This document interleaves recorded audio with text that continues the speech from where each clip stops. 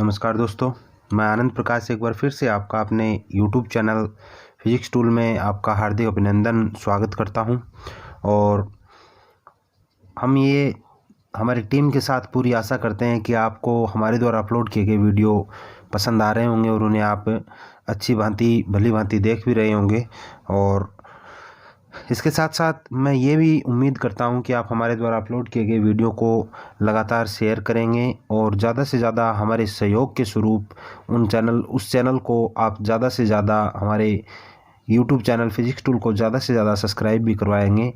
यही आशा हम आपसे करते हैं और इसी कामना के साथ आज फिर से एक बार आपके सामने एक नए टॉपिक के साथ मैं आपके साथ हाजिर हूँ और एक नए टॉपिक का अध्ययन करेंगे। जहाँ तक आपको विदित है कि एक नए वैज्ञानिकों की जीवनी पर अपने लगभग Sunday to Sunday video upload किए जाते हैं, उस पर हमारी जो टेक्निकल टीम है वो पूरी तरह से काम कर रही है। उस चीज़ को तैयार करने में पूरी तरह से काम कर रही है, क्योंकि उसमें समय भी लगता है। तो हम कोशिश करेंगे कि संडे टू संडे आपको वो चीज़ प्रोवाइड करवाई जाए। और इसके साथ ही हम आगे बढ़ते हैं। कल जिस चीज़ का अध्ययन किया था उसमें हमने व्युत्पन्न पद्धति पढ़ी थी। कौन सी पद्धति पढ़ी थी? व्युत्पन्न पद्धति। और व्युत्पन्न पद्धति में आप देख सकते हो कि ये चीज़ें आपने पढ़ी थी।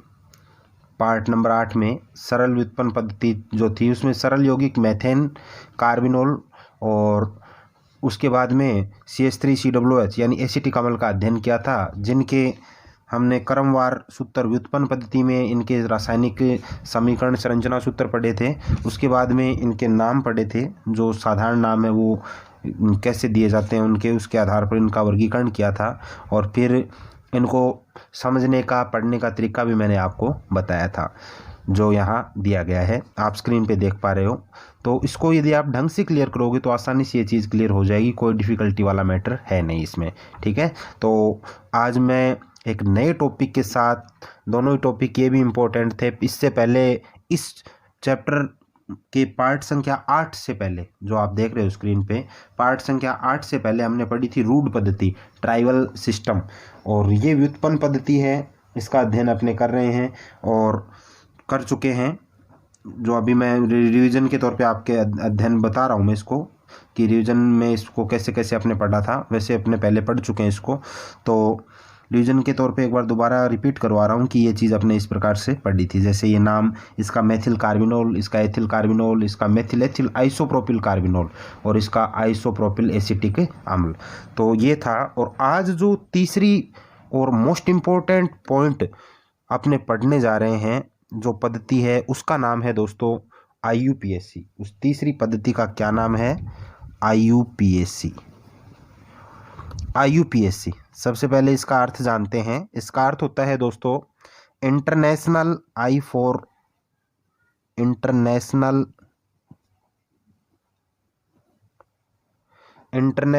Union of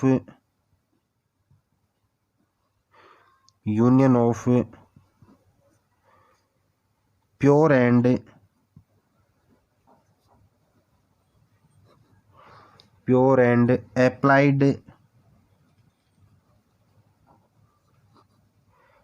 applied chemistry.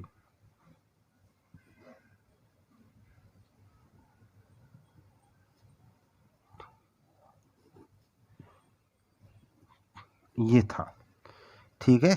इसका अध्ययन अपने आज कर रहे हैं। बहुत ही ध्यान से देखना है, टॉपिक बड़ा ही महत्वपूर्ण, बहुत ही ज़्यादा इम्पोर्टेंट है। और इस क्लास में ही नहीं, बल्कि यदि आप साइंस में जाओगे तो रसायन विज्ञान की जो आगे की शाखाएं आप पढ़ोगे उसमें भी इसका अध्ययन आपको करना पड़ेगा। ये चीज़ देखने को मिलेगी। मोस्ट इम्पोर्टेंट टॉपिक है दोस्तों, तो ये आपको बड़े ही ध्यान से पढ़ना है। इसका अध्ययन आपको आगे भी करना पड़ेगा, आगे भी पढ़ना पड़ेगा। तो सबसे पहले इसका नाम international union of pure and applied chemistry, ये इसका नाम है।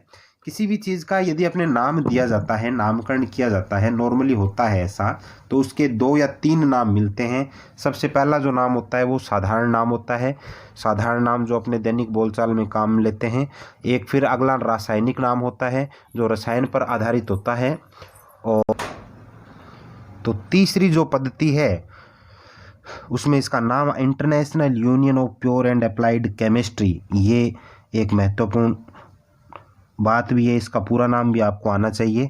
और जैसे मैं आपको बता रहा था, रिपीट कर रहा था कि साधारण नाम जैसे किसी चीज़ का दिया जाता है, कोई यौगिक या तत्व होता है, कोई पदार्थ होता है, उसका साधारण नाम होता है, उसका रासायनिक नाम होता है। फिर उसके बाद में ये तीसरा नाम होता है आईयूपीएसी नाम। तीसरा नाम कौन सा होता है? आईयूपीएसी नाम। तो जैसे साधारण पद्धति होती है, रूढ़ पद्धति होती है, व्युत्पन्न पद्धति होती है, वैसे ये पद्धति भी है आईयूपीएसी पद्धति। इसकी आवश्यकता क्यों पड़ी कि वैज्ञानिकों ने अपने स्तर पर एक ऐसा संगठन तैयार किया, इसमें ऐसे ऐसे मतलब नाम रखे गए जो, एक तो विशेष बात यह है कि ये इंटरनेशनल लेवल का है, अंतर्राष्ट्रीय स्तर का है, तो इसको कोई भी देश मानने से इनकार नहीं कर सकता। अंतर्राष्ट्रीय स्तर पर इसको मान्यता प्राप्त है पूर्णतया इसमें आने वाले नामों को, तो इसलिए ये पद्धति महत्वपूर्ण हो जाती है, सब जगह इसको पढ़ा जाता है। और कोई नाम ऐसा हो सकता है जो अपने जैसे यहाँ यूज करे और हो सकता है उसका अलग से यूज न किया जाए। जैसे मैं आपको उदाहरण स्वरूप एक नाम बताना चाहूँगा, जैसे CuSO4.5H2 होता है, CuSO4.5H2, जिसका नाम रासायनिक नाम कॉपर सल्फेट होता है। रासायनिक नाम क्या होता है? Copper sulphate. और उसका साधारण नाम जो अपने दैनिक बोलचाल में अपने यूज करते हैं वो होता है दोस्तों नीलाथोता। वो क्या होता है? नीलाथोता। और वो सामान्यतः खाज खुजली की दवाइयों में यूज किया जाता है। जो खाज की वगैरह ये जो ट्यूब आती है मेडिकल स्टोर पर उपलब्ध होती है, उनमें वो केमिकल डाला जाता है, तो वो खाज खुजली या दाद को कम करने वाला एक केमिकल है कॉपर सल्फेट, जिसका अपने जो दैनिक बोलचाल में वर्ड यूज करते हैं नीलाथोता। पंसारी की दुकान पर आसानी से उपलब्ध हो जाता है। ये नीले कलर की डलियां आती हैं, इसकी गांठे सी आती हैं, जैसे मिश्री की आती है, फिटकड़ी की आती है, उसी प्रकार से। तो हल्का नीला आसमानी कलर इस प्रकार का से ये अपने को उपलब्ध होता है। तो ये इस प्रकार का एक मतलब मैटर है कि ऐसी चीज़ों को फिर आईयूपीएसी में रखा गया। अब हो सकता है कोई दूसरी चीज़ उसको न माने, तो उसको फिर किस में रख दिया गया? आईयूपीएसी में रखा गया, मान्यता दी गई। तो अब इसका अध्ययन अपने करेंगे, जो बड़ी ही महत्वपूर्ण चीज़ है। अब इसका अर्थ देखो, नाम का इंटरनेशनल अंतर्राष्ट्रीय स्तर पर यूनियन, एक संघ बनाया गया, जो एक संघ तैयार किया गया वैज्ञानिकों द्वारा, इंटरनेशनल यूनियन संघ बनाया गया ऑफ, इसका प्योर यानी शुद्ध रूप से, एंड अप्लाइड मतलब लागू किया गया, शुद्ध रूप से लागू किया गया, केमिस्ट्री यानी रसायन विज्ञान पर एक ऐसा अंतर्राष्ट्रीय संगठन जो शुद्ध और प्योर रूप से लागू किया गया। ठीक है, ये इसका अर्थ हो गया आईयूपीएसी का। अब जानते हैं इसके बारे में। ये महत्वपूर्ण पद्धति है। जो 2 पद्धतियां आपने पढ़ चुके हैं, साधारण यानी रूढ़ साधारण का ही जैसे एक नाम है, रूढ़ पद्धति और व्युत्पन्न पद्धति, ये उनसे थोड़ी अलग हटके है, और इसका मतलब थोड़ा जो डिवाइडेशन है वो भी थोड़ा बड़ा है इन पद्धतियों की तुलना में, और रूल और इसके जो पॉइंट जो हैं वो भी कुछ ज़्यादा हैं, आपको ज़्यादा देखने को मिलेंगे। तो इसको ढंग से आपको समझना होगा, दिमाग में अच्छे प्रकार बैठा करके फिर ये इस चीज़ को आपको तैयार करना होगा। तो देखो, इसमें अपने पढ़ते हैं आईयूपीएसी पद्धति में, ये भी एक पद सिस्टम ही है इसका, आईयूपीएसी पद्धति है ये। जैसे वो 2 पढ़े हैं उनमें उसी प्रकार ये तीसरा भाग है इसका, आईयूपीएसी पद्धति। ठीक है, अब देखो कि इसके अनुसार मतलब इसमें कैसे बताया जाता है कि क्या इसकी परिभाषा के हिसाब से कैसे किन किन चीज़ों को रखा गया है। इसके अनुसार सभी कार्बनिक यौगिकों का नामकरण किया जा सकता है।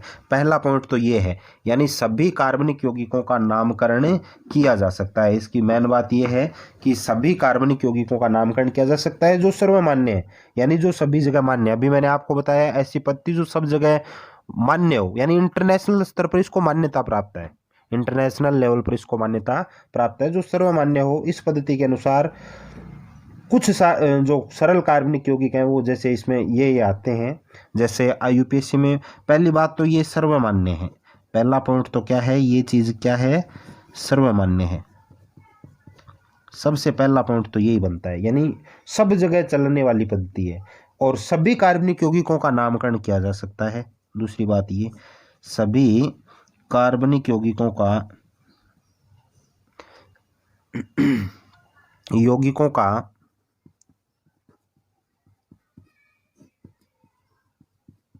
नामकरण किया जा सकता है।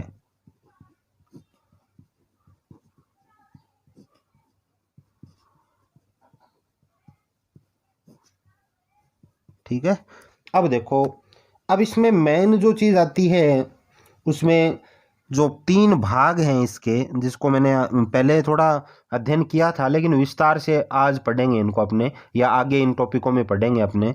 तो वो चीज़ आपको जाननी है कि पहला जो पार्ट है इसका वो है एल्केन। पहला पार्ट कौन सा है इसका? एल्केन। और दूसरा पार्ट है इसका दोस्तों एल्कीन। दूसरा पार्ट कौन सा है? एल्कीन। और तीसरा जो पार्ट है इसका वो है एल्काइन। तीसरा पार्ट कौन सा है इसका? एल्काइन। ये 3 नाम आपको विशेष तौर पर ध्यान रखने होंगे। इनका, एल्काइन का नामकरण, इन तीनों का नामकरण इस प्रकार से नियमों में किया जाता है। ये चीज़ें आपको ध्यान में रखनी होंगी। तो सबसे पहले तो यही चीज़ बनती है कि एक तो इसमें एल्केन आता है, दूसरा एल्कीन आता है, तीसरा एल्काइन आता है। ये 3 चीज़ इसमें आती हैं। अब देखो, मैं आपको ध्यान रखने के लिए एक चीज़ बता देता हूँ, इसकी पहचान करने के लिए। वैसे थोड़ा थोड़ा तो अपने अध्ययन कर चुके हैं, लेकिन अब इसको विस्तारित रूप से पढ़ेंगे। इन चीज़ों का कुछ पीछे भी यूज हुआ है उन दोनों पद्धतियों में, लेकिन वहाँ इसको अपने विस्तार से नहीं बताया। अब देखेंगे इसको विस्तारित रूप से। एल्केन में आपको ध्यान रखना है, इसमें एक कलबंध आता है। एल्केन में कौन सा बंध आता है? एक कलबंध। ये चीज़ देखो, ये विशेष बात है इसमें। मतलब एल्केन में सिंगल बॉन्ड, जिसको अंग्रेजी में सिंगल बॉन्ड कहते हैं, एक कलबंध ही आएगा। एल्कीन में द्विबंध आता है। एल्कीन में कौन सा बंध आता है? द्विबंध, डबल बॉन्ड आता है एल्कीन में। और एल्काइन में दोस्तों त्रिबंध आता है। एल्काइन में कौन सा बॉन्ड आता है? त्रिबंध। ये चीज आपको ध्यान रखनी है। इसमें एक कलबंध आता है पहले में, दूसरे में द्वि आता है, तीसरे में त्रिबंध आता है। द्वि मतलब डबल बॉन्ड। अब देखो, मैं सिंबल बना देता हूँ, रेड पेन से बना देता हूँ। ये तो जैसे कार्बन और कार्बन के मध्य सिंगल बॉन्ड आएगा, ये तो एल्केन हो गया। इसमें कार्बन कार्बन के मध्य डबल बॉन्ड आएगा। सॉरी, यहाँ सी लिखूंगा, कार्बन कार्बन के मध्य डबल बॉन्ड आएगा। ठीक है। और अगला जो है तीसरा, इसमें कार्बन कार्बन के मध्य कौन सा बॉन्ड आएगा? ट्रिपल बॉन्ड आएगा। कौन सा बॉन्ड आएगा? Triple bond. तो ये इसकी पहचान हो गई, एल्केन श्रेणी की, एल्कीन श्रेणी की और एल्काइन श्रेणी की। क्या कि एक कलबंध आता है एल्केन में, द्विबंध एल्कीन में, त्रिबंध एल्काइन में। ठीक है ना। अब देखो, वैसे ये मतलब एल्किल श्रृंखला होती है जो मैंने आपको बताया था, जिसमें आर होता है, उसमें कितने ही कार्बन आ सकते हैं, उसी का एक रूप है। लेकिन देखो, ये एन की मात्रा लग गई इसमें, तो इसमें तो एकल बॉन्ड है। ईन की मात्रा लग गई, इसमें डबल बॉन्ड है। और आइन की मात्रा लग गई, एल्क के आगे ये मात्राएं लगाई गई हैं, सिर्फ देखो ध्यान से देखना। आइन की मात्रा लग गई, त्रिबंध हो गया। ठीक है ना। अब देखो, अब इसका पहला रूल देखते हैं, अपने पहला नियम देखते हैं कि पहला नियम क्या है। तो देखो, पहला इसका जो सबसे पहला रूल है वो क्या है दोस्तों, कि कार्बन हाइड्रोजन के नामकरण में, कार्बन और हाइड्रोजन बंध जो है, इनके नामकरण में कार्बनिक यौगिक या जो यौगिकों के अणु में उपस्थित कार्बन परमाणु की संख्या के आधार पर, यानी कार्बन हाइड्रोजन के नामकरण में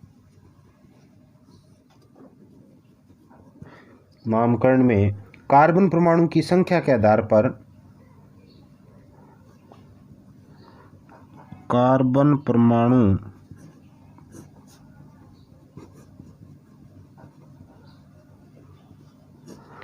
की संख्या के आधार पर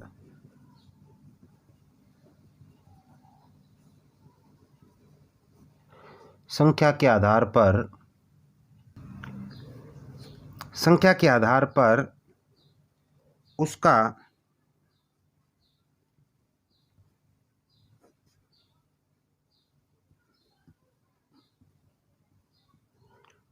पूर्व लगन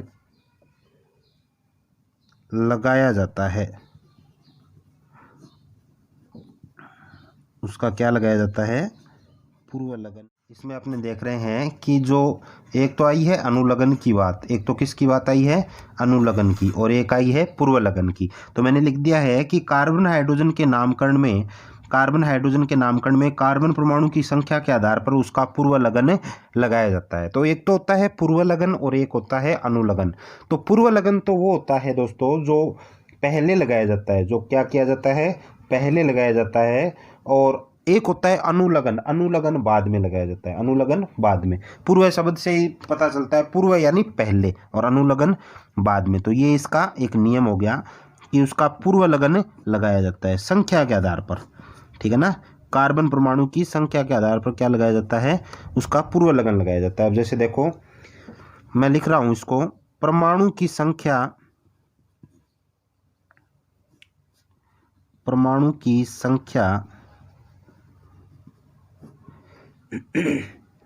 और एक मैं लिख रहा हूं यहां पूर्वलग्न,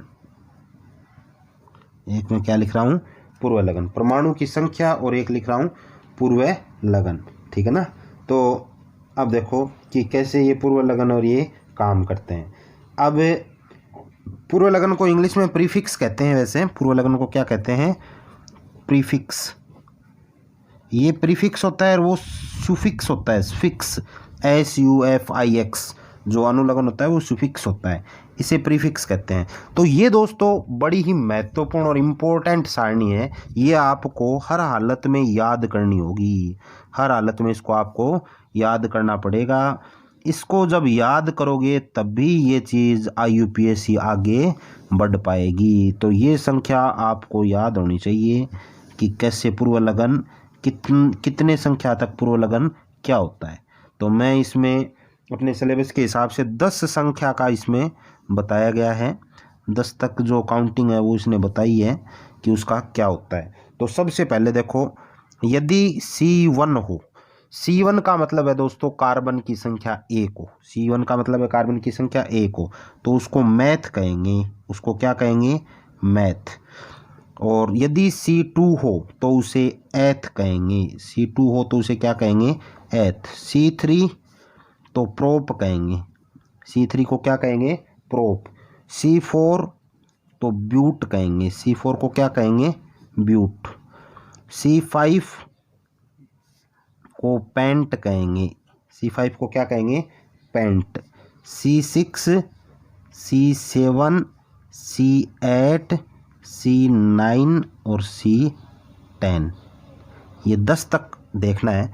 5 को पेंट कहेंगे, 6 को हेक्स कहेंगे, 6 को क्या कहेंगे, हेक्स। और 7 को हेप्ट कहेंगे, देखो कल यूज किए थे ये वर्ड, आपको याद आ रहा है तो। 8 को ओक्ट कहेंगे, 8 को क्या कहेंगे, ओक्ट। 9 को नॉन कहेंगे, 9 को क्या कहेंगे, नॉन, ठीक है।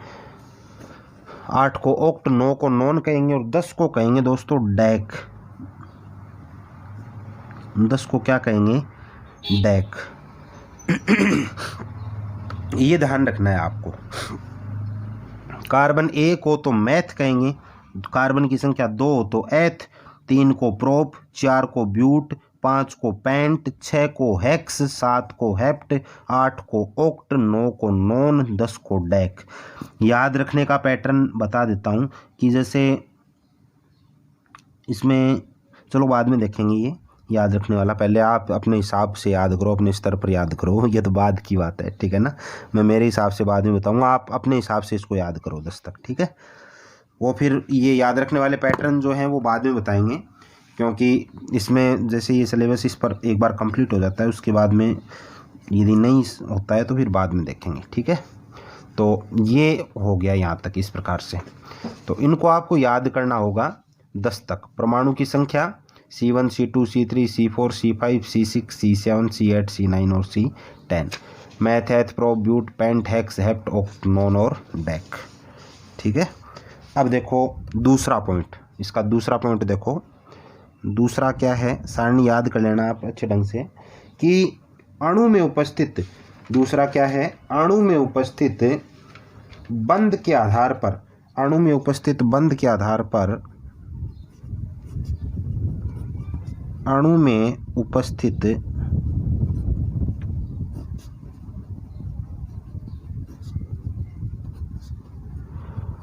बंध के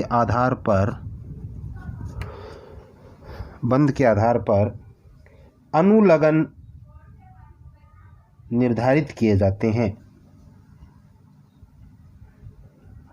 अनुलग्न निर्धारित किए जाते हैं। बंध के आधार पर अनुलग्न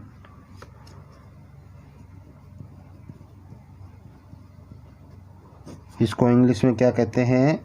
अनुलग्न को अभी बता के गया था मैं, SUFFIX, सुफिक्स।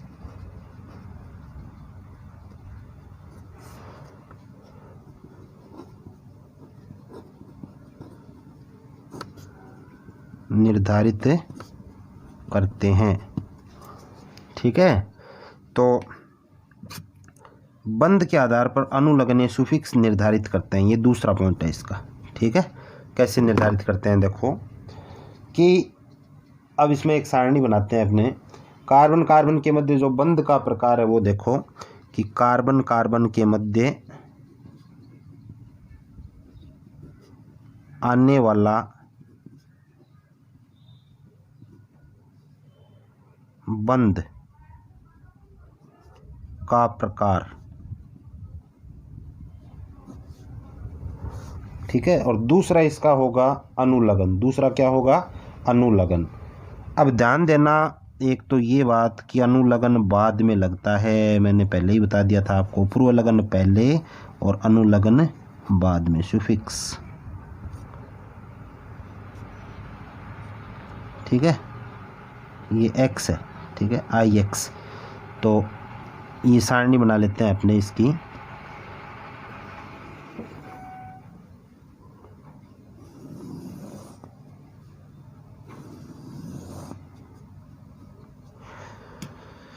तो इसके आधार पर देखते हैं, यानी बंध का प्रकार, कार्बन कार्बन के मध्य आने वाला बंध का प्रकार, ये अनुलग्न देख रहे हैं अपने। अब इसमें देखो दोस्तों, 3 प्रकार की चीज़ इसमें लेंगे अपने। ये वैसे मैं थोड़ा तो बता चुका हूँ आपको पहले ही कि सबसे पहला तो लेंगे इसमें एल्केन श्रेणी। सबसे पहली कौन सी श्रेणी लेंगे? एल्केन श्रेणी। बड़ी ही महत्वपूर्ण चीज़ें हैं, ध्यान से देखना। एल्केन श्रेणी में देखो दोस्तों, सिंगल बॉन्ड आता है, अभी मैं पीछे बता के गया था, एकल बंध। एल्केन श्रेणी में कौन सा बंध आता है, ये चीज़ें ध्यान रखनी आवश्यक हैं। एकल बंध आता है। ठीक है, उदाहरण दे देता हूँ साथ में इसका, कि इस प्रकार से आए C C C, फिर C, सिंगल बॉन्ड, ये सारे एकल बंध हैं। या फिर ऐसे भी आ सकता है C C। ठीक है, इस प्रकार से भी आ सकता है। ये इसमें आता है। तो इसका जो अनुलग्न है वो होता है दोस्तों एन। अनुलग्न क्या होता है इसका? एन, याद रखना, एन। अंग्रेजी में इसको ऐसे लिखा जाता है, एन।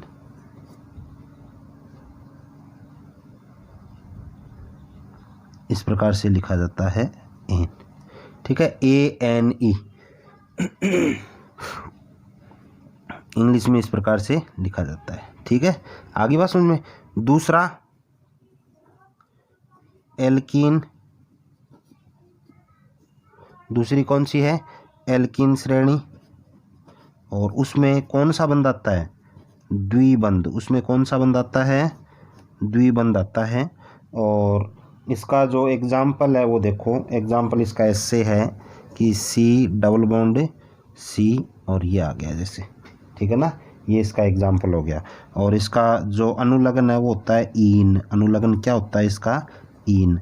और इंग्लिश में लिखें तो इस प्रकार से लिखा जाता है, ईन। आगे बात समझ में। और तीसरा और लास्ट जो पॉइंट है वो होता है एल्काइन श्रेणी। तीसरी श्रेणी कौन सी होती है? एल्काइन श्रेणी। ठीक है दोस्तों, एल्काइन श्रेणी में कौन सा बंध आता है? त्रिबंध। एल्काइन श्रेणी में कौन सा बंध आता है? त्रिबंध आता है। ठीक है, example C triple bond CH से, ये आ गया। ठीक है, और इसमें जो अनुलग्न है वो होता है आइन। अनुलग्न क्या होता है इसका? आइन होता है। अनुलग्न क्या होता है? आइन। ठीक है ना, और इंग्लिश में लिखें तो इस प्रकार से लिखा जाएगा, YNE। YNE, आइन। आगे बात समझ में। तो ये हो गया इसका अनुलग्न। तो ये हो गई अनुलग्न की एक सारणी। ठीक है ना, कार्बन कार्बन के मध्य अनुलग्न इस प्रकार से निर्धारित किए जाते हैं।